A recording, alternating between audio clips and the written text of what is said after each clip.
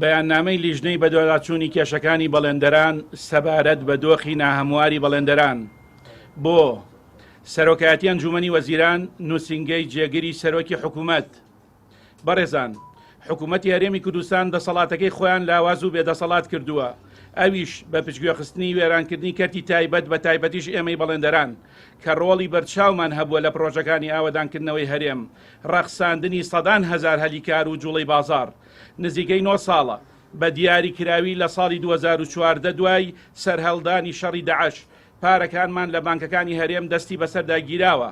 زۆرێک لە پرۆژەکانمان کە تەواو نەکرابوون لەو کاتەدا وەک خۆیان جێهێڵدراون کە ژمارەیان 873 پرۆژەی تەواو نەکراوە لە سنووری پارێزگای سلێمانی. بەوەش لە سەدا 75 بەڵێندەرەکانمان مایە پوچ بوون کە ژمارەیان 920 بەڵێندەرە لە سنووری پارێزگای سلەیمانی بە دیاریکراوی. بیانووی دەسەڵاتدارانی حکوومەتی هەرێم لەو کاتەدا سەرهەڵدانی شەڕی داعش، کەمی نەختینە لە بانکەکاندا، سەرهەڵدانی پەتای کۆرۆنا و دابەزینی نرخی نەوت و نەناردنی بەشە بودجەی حکوومەتی هەرێمی کوردستان لەلایەن بەغداوە. لە ئێستادا هیچ کام لەم بیانوانە بوونیان نەماوە بگرە بەوتە و لێدوانەکانی بەرپرسانی حکوومەت لە ئێستادا سەرکەوتون بەسەر سەرجەم کێشە و ئاستەنگەکان کە هاتبوونە بەردەم کابینەی نوێ. ئێمە وەکو بەڵێندەران ناڕەزایی خۆمان دەردەبڕین بەرامبەر بەو بێباکیەی کە حکوومەت دەیکات لەگەڵماندا، بە ڕاشکاوانە ڕای دەگەێنین کە پاساوی حکوومەت بۆ چارەسەرکردنی کێشەکانمان لە نەدانی پارە و ڕاگررتنی پێشینەی پرۆژەکان و ڕاگررتنی تەمویلی پرۆژەکان و ڕاگررتنی بارمتەی یاسایی و کار نەکردن بە چەکی بەڵێندەران تەنانەت لە دام و دەستگا حکومیەکاندا کاری پێناکرێت. لە کاتێکدا کە بە نووسراوی ژمارە 285 لە 28/6/2016 سەرۆکاتی ئەنجومەنی وەزیران بە نووسراوی ژمارە 9/4/2016 84/26 لە 28/6/2016 وەزارەتی دارایی بە نووسراوی 139 لە 29/4/2022 وەزارەتی دارایی ئاماژە پێدراوە کە چەکی پەسەندکراوی بەڵێندەر کاری پێ بکرێت بەرامبەر بەو ئیلتیزامانانی کە لەسەریانە و لە ئێستادا کار بەو نووسراوانە ناکرێت بە ئاماژەیەکی مەترسیدار بۆ داهاتووی بەڵێندەرایەتی و بازار.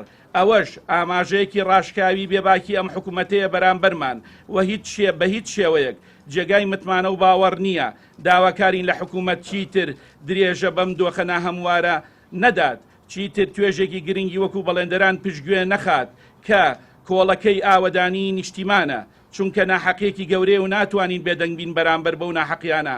بەرامبەرمان دەکرێت بۆ دیاریکردنی میکانزمی گونجاو بۆ چارەسەرکردنی کێشەکانمان بەڕاوێژ لەگەڵ یەکێتی بەڵێندەران.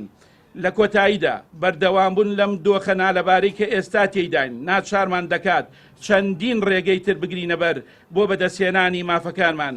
هیوادارین داواکارەکانمان بە هەند وەربگرن و چیتر بێوەڵام لە چاوەڕوانیدا مەمان هێڵنەوە.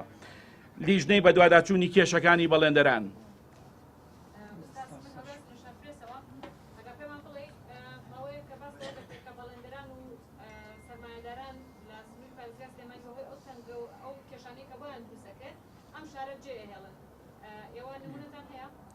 بەڵێ ئێمە وەکو چینی بەڵێندەر توێژی بەڵێندەر جیاوازین لە هەموو توێژەکانی کە ئێمە ئەو پرۆژانەی کە هەمانە بە بەڵێن لەگەڵ حکوومەتە بۆ تەواوکردنی کارەکان ئەوەی کە هەیە بە کە باسمان کرد کە 920 بەڵێندەر ئیفلاسی کردووە دەرئەنجامی بێباکی و نەدانی سوی لە نەختیەکانی بەڵێندەر بووە. بەڵێ ئێمە وەکو یەکەتی بەڵێندەران پشڕاستی و قسە دەکەینەوە کە چەندین بەڵێندەرمان وڵاتی جێشتووە ئیفلاسی کردووە، بەڵێندەرمان هەبووە خۆی کوشتووە کە ئەمانە هەمووی کۆی گشتەکان لەوا خۆی دەبینێتەوە کە حکوومەت بێباکە بۆم توێژە.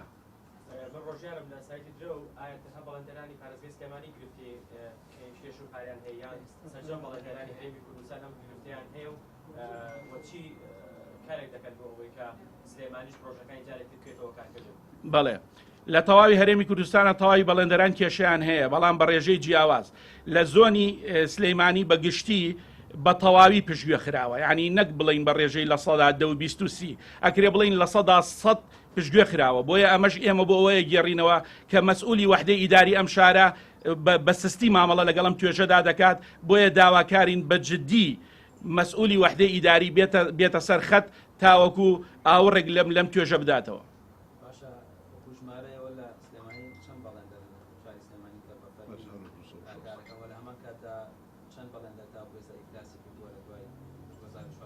بەڵێ ئێمە لە شاری سلێمانی 1260 بەڵێندەرین 920 بەڵێندەر ئیفلاسی کردووە ئەوەشی کەماوەتەوە لە لێواری ئیفلاسبووندایە چونکە تەواوی ئەو بڕەپارە و سەرمایی کە هەمانە لە بانکەکانە یا دەستی بەسەرا گیراوە یا لە تەمویل سڕ کراوە کە ئەمە لە ڕووی یاساییەوە جینایەتە بەرامبەر بەم توێژە کراوە کە ئابرات دەستەیەک دایبی ئەدزێ ساڵی حکومیەدەن بەڵام حکوومەت دەیان ملیۆن بگرە دەیان ملیاری بەڵێندەران دەستی بەسەرا گیرا و کەسیش نییە ئاوڕێکی لێباتەوە.